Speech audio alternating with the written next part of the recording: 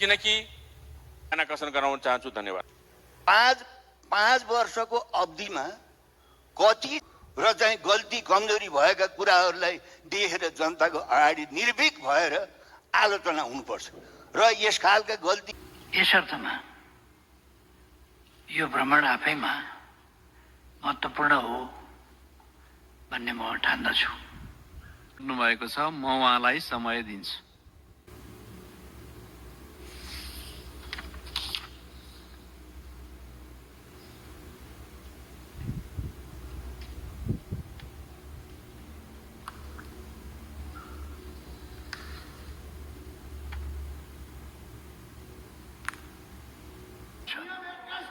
राष्ट्र सेवक कर्मचारीको गुण दोष टिप्पणी गर्ने स्थल चाहिँ यहाँ हो भन्ने अब हामीले यसलाई व्यवस्थित गर्दै जाने कुराहरू म राख्न चाहन्छु र अब माननीय सदस्यहरू विशेष समयमा बोल्नको लागि दलीय आधारमा माननीय सदस्यहरूको नाम प्राप्त हुन आएको छ। म उहाँहरूलाई बोल्न समय दिन्छु।